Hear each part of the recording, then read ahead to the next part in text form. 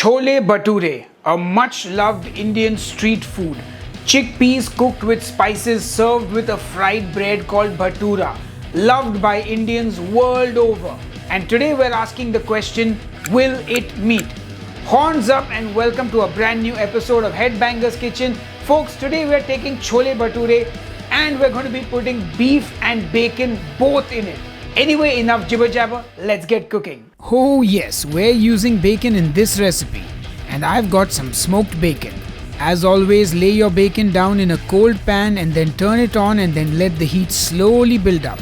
This is a nice gentle way to render out the bacon fat. So you don't need any oil or any butter or anything. Just fry that bacon till it's nice and crispy, and once it's done, remove it from the pan.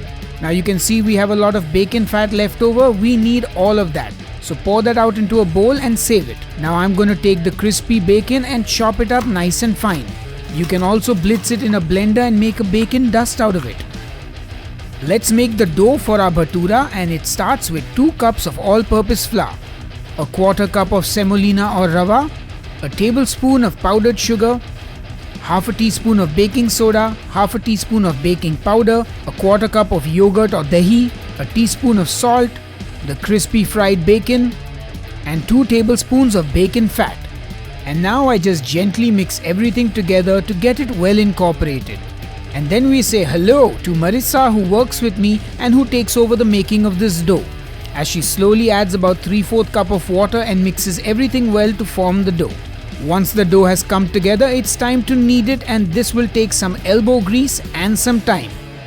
So do that till the outside of the dough starts to look smooth.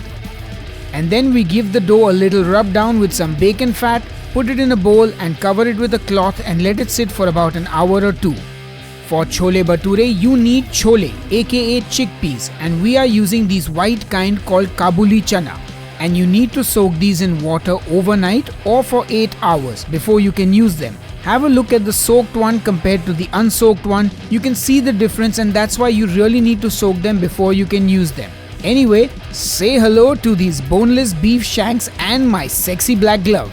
For this recipe, I will be using shank meat and cutting it into cubes, but you can also use any slow cooking cut of beef that you like, or if you don't eat beef, you can just make this recipe with lamb or mutton. Once it's chopped, it's time to cook it. I will be using my instant pot to cook these shanks, and I heat it up and add some ghee, and then in go the shanks. I just want to kind of sear them and seal in all the flavor. Make sure you're using the saute function on the instant pot. My secret ingredient in all chole bhature is a beef stock cube, and I just add that in right now, and that is going to give us a super beefy beef stock and well seasoned meat. Once seared, in goes some water and I cover it and turn the pressure knob to sealing position and pressure cook the beef shanks for 25 minutes. We're also going to make some fresh tomato puree by just chopping up our tomatoes and putting them in the blender. Of course, you can use store-bought puree, no problem, but this is just super easy and quick to make. Now we also want to make a spice bag, so get a muslin or a cheesecloth, and to that I will add bay leaves, black cardamom, green cardamom, a cinnamon stick, 2 tea bags or loose tea, and then just tie that up in a bundle. The tea bags are what give the channa the dark color. Now this beef is fully cooked, but it's still going to be slightly tough and chewy, but we are going to cook it again with the chickpeas. So in go the chickpeas to join the beef, along with the water in which they were soaking, the spice packet that we made, and half a teaspoon of baking soda. And now we pressure cook this for another 17 minutes. The channa and the beef are done cooking, and it's time to open up the instant pot. Now you can see there is a lot of scum floating on top. I will use a strainer and remove as much of it as I can. Nothing wrong with it, it's just a meat protein and completely edible, but we want to remove it anyway. Now we can check the chickpeas, and they should squash easily, and then you know it's cooked.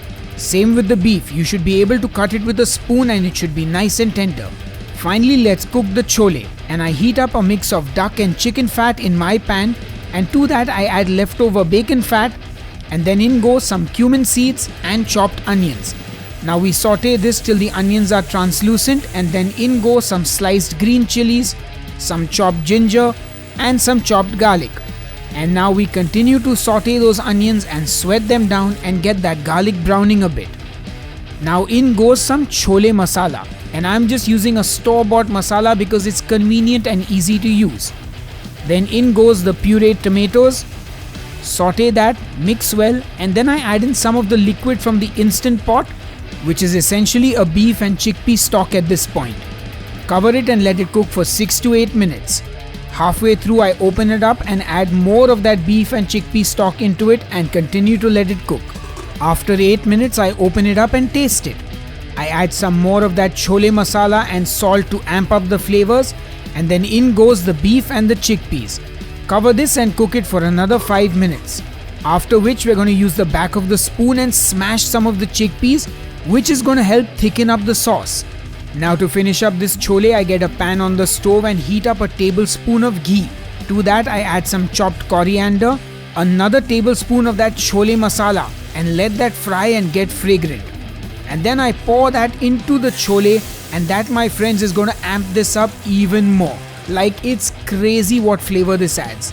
Anyway, I finish it with some coriander and give everything a final good mix. And our beef chole is ready, and it's time to make those bhaturas to go with it.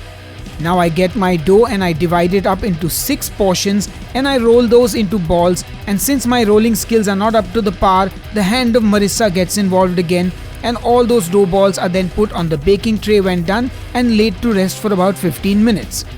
Now it's time to roll out the bhatura, and using a bit of bacon fat to lube up my hands and a rolling pin, I roll out the bhatura. Then I drop it into some hot oil to deep fry, and then the hand of Marissa gets involved again. The bhatura fluffed up a bit but not a crazy amount. So the hand of Marissa rolled out the second one as well, which didn't fluff up as much, but by the time we were on to bhatura 5 and 6, we managed to get them to fluff up.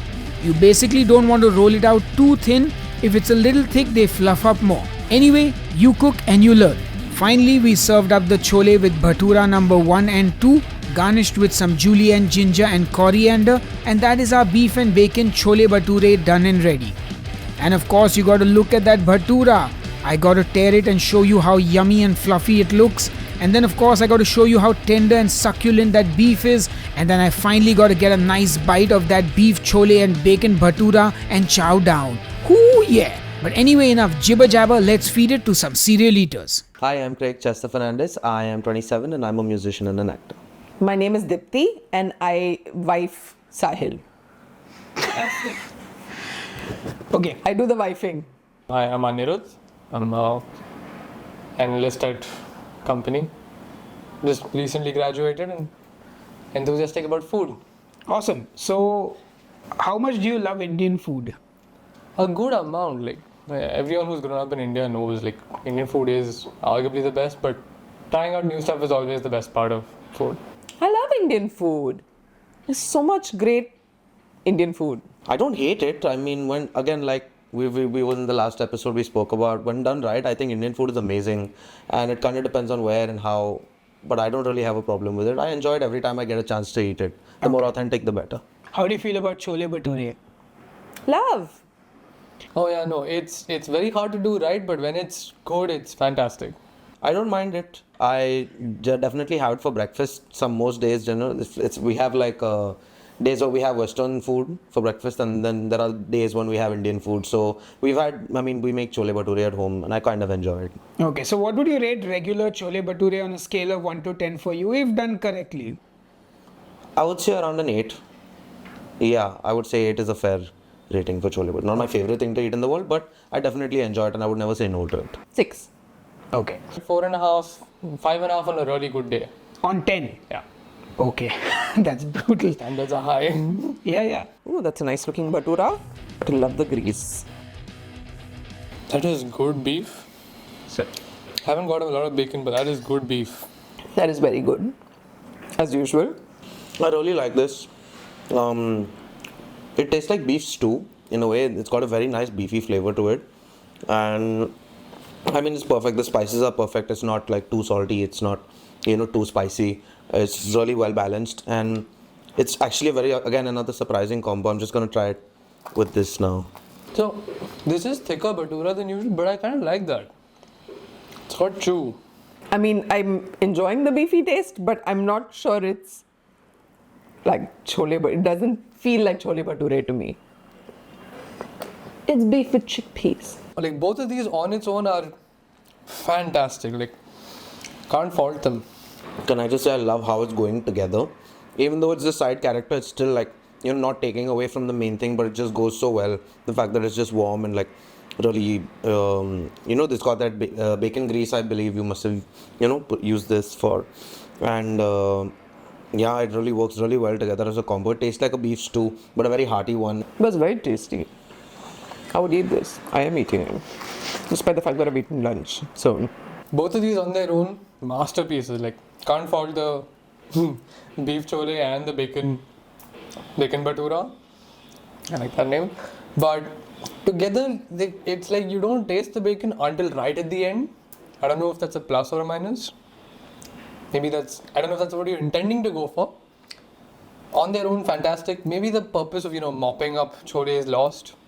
But overall, just fantastic. The chickpea has a very interesting combination with the beef. I've never really tried it, but again, this is something I would definitely like try once you put the recipe out. But the beef is just too good to like pass up on. That's just fantastic. Awesome. Do you have enough to give this a rating for us on scale of 1 to 10?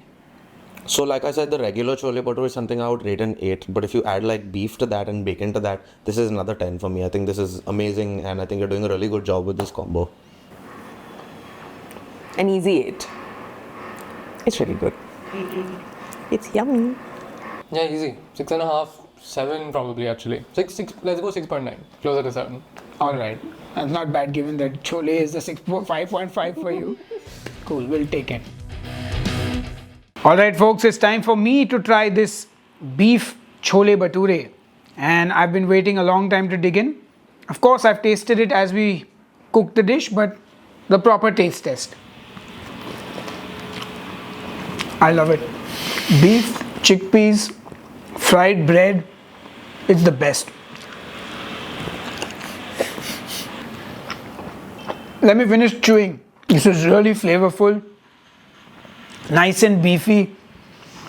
And I will say that my bhatura skills need to be worked on. But I think I'm figuring it out. I managed to get one to properly puff up. I think the thickness I was rolling it at was too thin. Have it a little thicker and then it puffs up. But you know what? I think this dish is a winner. If you have time, make this dish and let me know how it turns out. And I will see you on the next episode of Will It Meet. Until then, cheers and keep cooking. Hey folks, if there is an Indian vegetarian dish you would like me to add meat to, let me know in the comments below and I'll do just that. And a big thank you to everyone who supports me on Patreon and on the YouTube channel memberships. You are all awesome. Thank you.